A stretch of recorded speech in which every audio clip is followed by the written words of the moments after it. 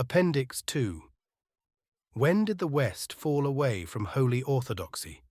The recent discovery of the relics of the last king of Anglo-Saxon England, Harold II Godwinson, who was killed fighting a papist army at Hastings in 1066, has again raised the question, when did the West fall away from orthodoxy?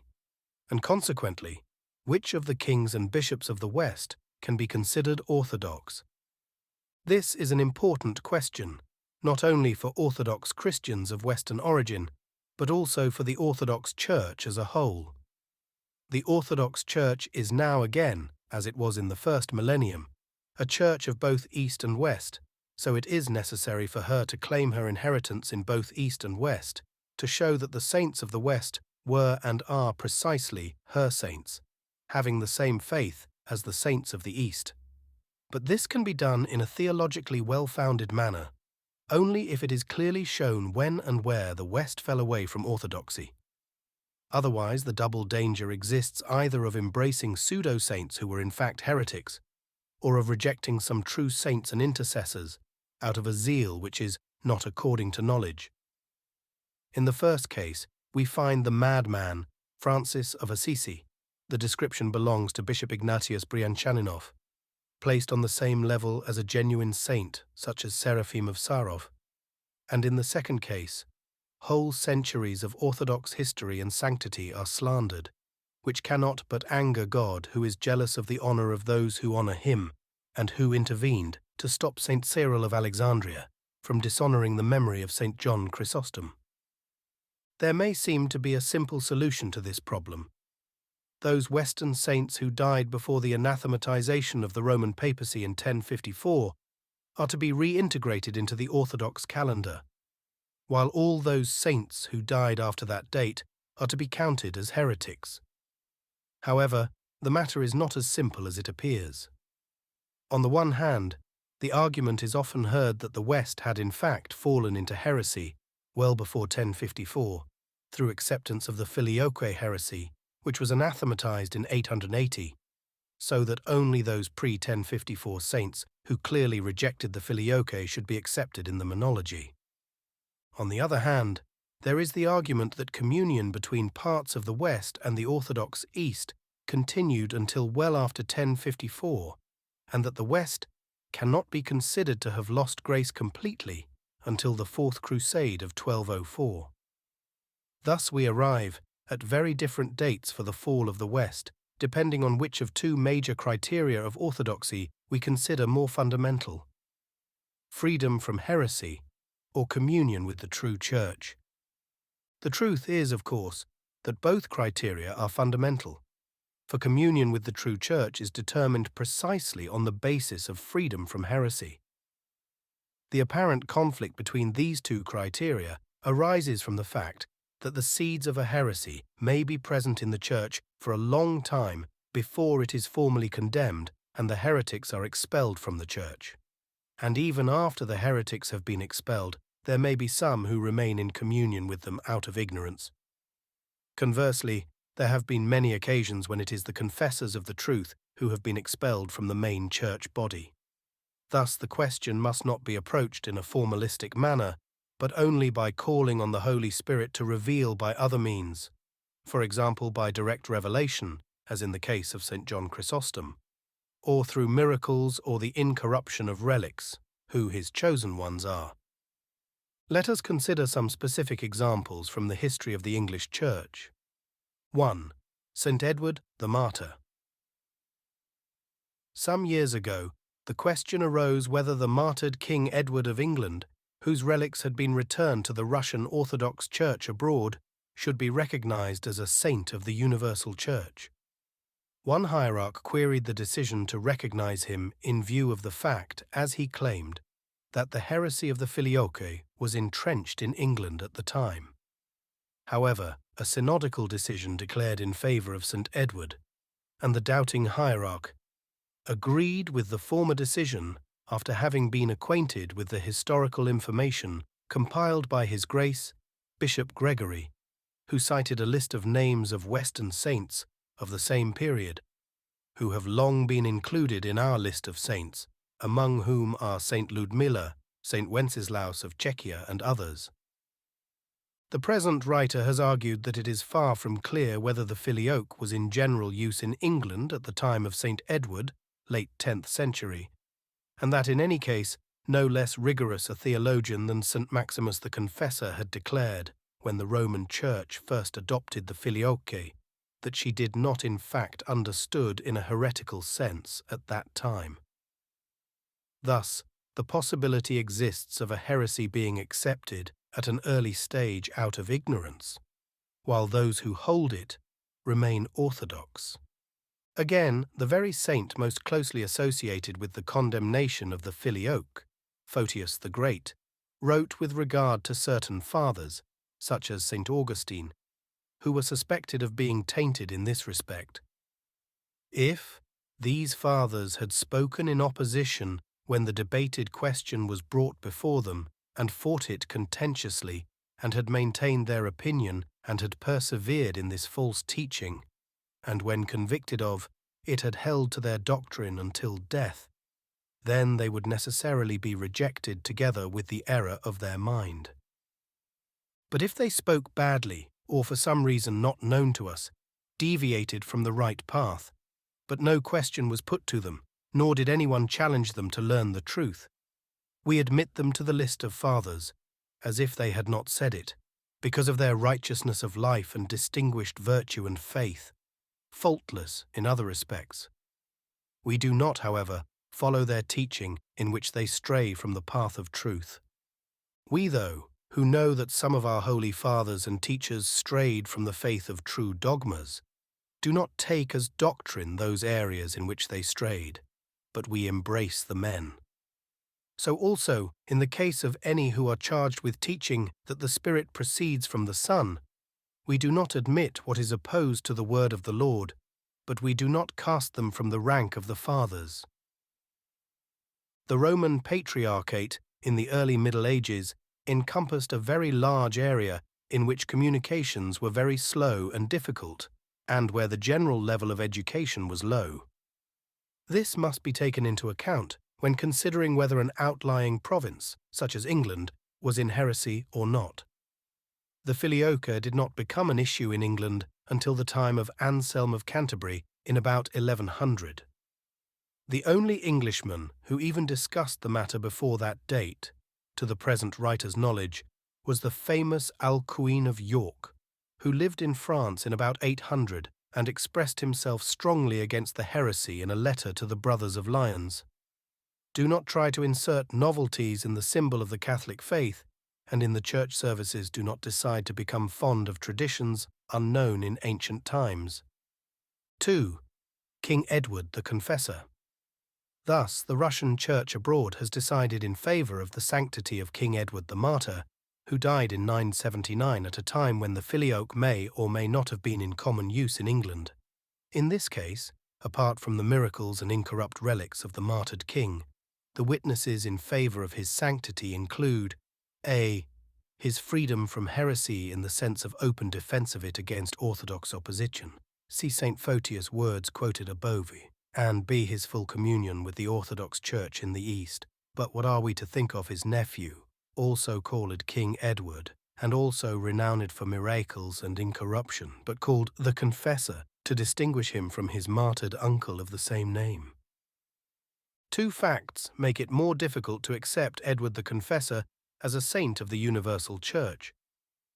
The first is the fact that, from 1009, the Roman papacy, from which the English Church had derived its faith, and to which it was canonically subject, again introduced the filioque into the symbol of faith, which was followed in 1014 by its use at the coronation of the German Emperor Henry II. And the second is that Edward the Confessor died in 1066, 12 years after the Roman Church had been officially anathematized by the great Church of Constantinople. It has been argued that the use of the filioque in the German Emperor's coronation service may have been derived from its use in the English rite.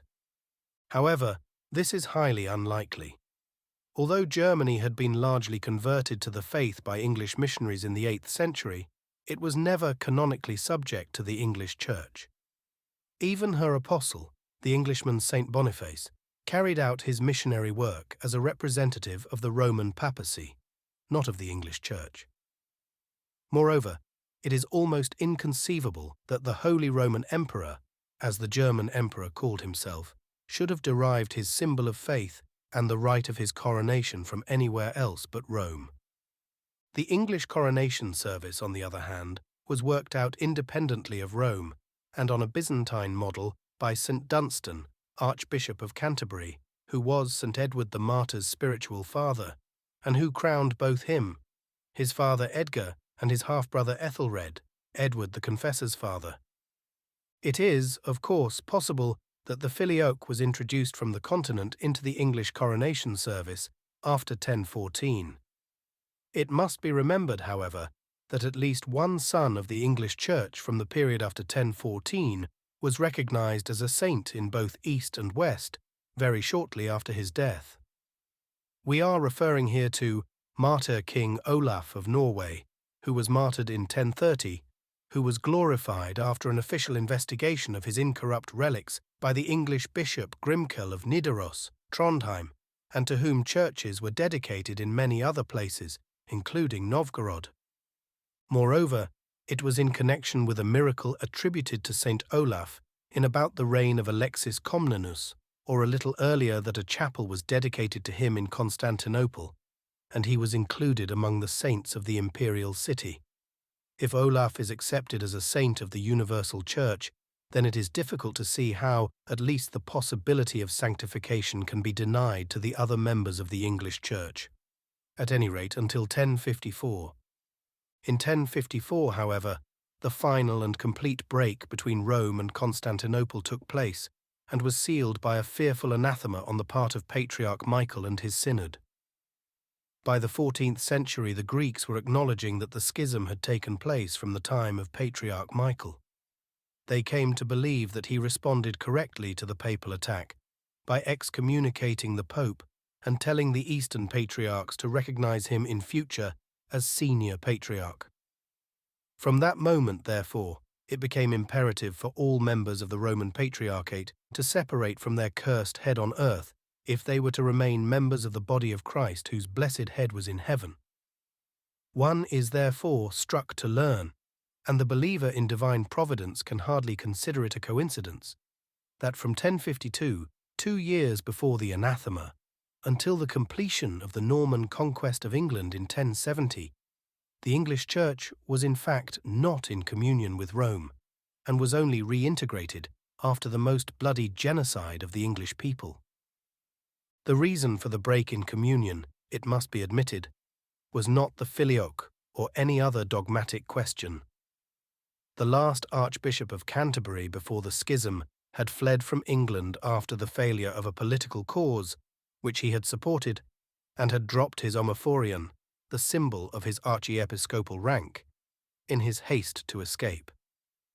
King Edward had then allowed the omophorion to be bestowed on Bishop Stigand of Winchester, and continued to support this new but technically uncanonical archbishop in spite of the Pope's fulminations against the schismatic English.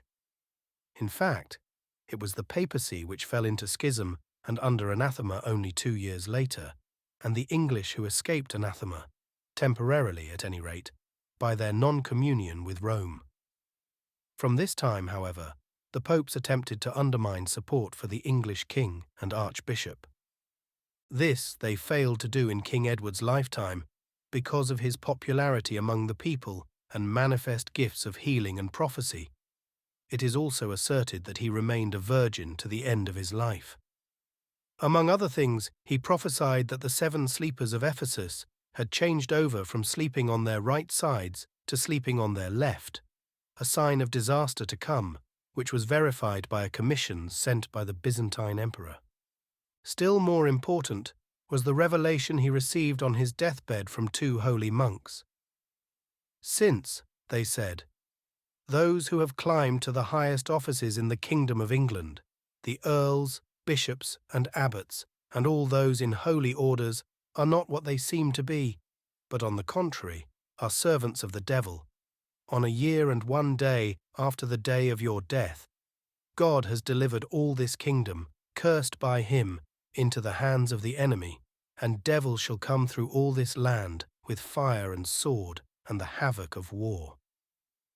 This prophecy was fulfilled exactly when, on January 6, 1067, 1 year and 1 day after the death of King Edward, the papist William of Normandy was crowned King of England, which was followed by a terrible devastation of England that resulted in the deaths of 1 in 5 Englishmen, the razing of most of the churches, and the destruction of the whole fabric of English life. Then, on August 29, 1070, Archbishop Stigand was officially deposed in the presence of papal legates at the pseudo-council of Winchester. This would appear to give 2 cut-off points for the death of English orthodoxy, January 6, 1067 and August 29, 1070. The last English Orthodox bishops were the brothers Ethelwine and Ethelric. The former solemnly anathematized the Pope before dying of hunger in prison, and the latter also died in prison, in voluntary poverty and a wealth of tears, his tomb being glorified by miracles. But King Edward died before either of these dates. 3. King Harold II. Every English schoolboy has heard of the most important date in English history, 1066, even if hardly any knows its real significance. In that year, after a short reign of 9 months in which King Harold II accomplished almost superhuman feats in defence of his country, he finally died at the Battle of Hastings on October 14th, at the hands of the Catholic usurper William of Normandy.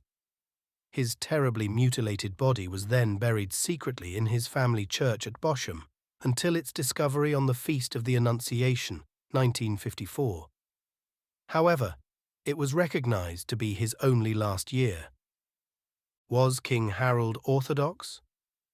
If Edward the Confessor was Orthodox, as we have just argued, then it is difficult to deny the same to his successor, and the fact that he was formally anathematized by Pope Alexander II, who blessed William's invasion of England, only speaks in the English king's favour insofar as Alexander was certainly a heretic and an enemy of the truth.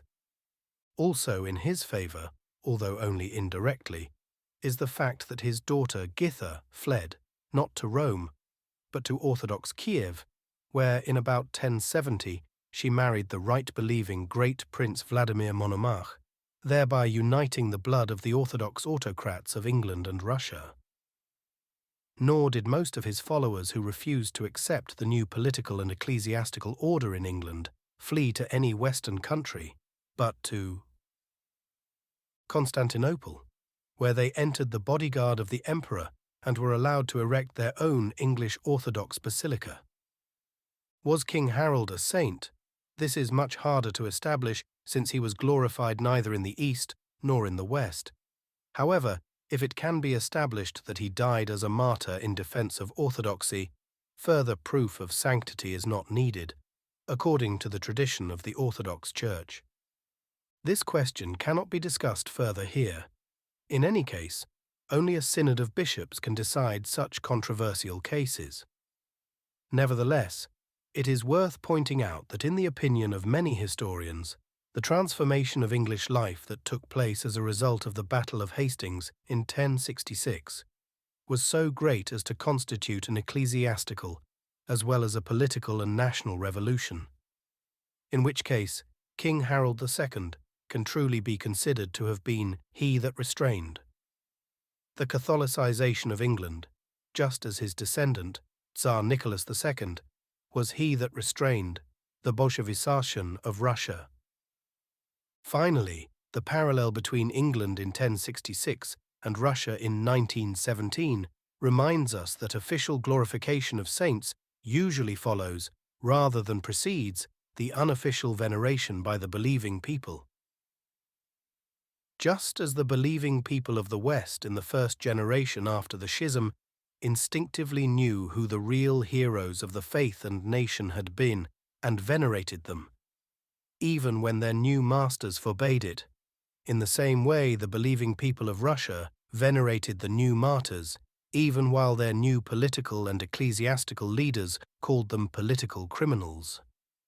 It therefore belongs to later generations, who come to the true faith in freedom from tyranny, to re-establish the veneration of the last champions of the faith before the, always temporary, triumph of heresy, remembering that it is good to hide the secret of a king, but it is glorious to reveal and preach the works of God. Tobit 12:7.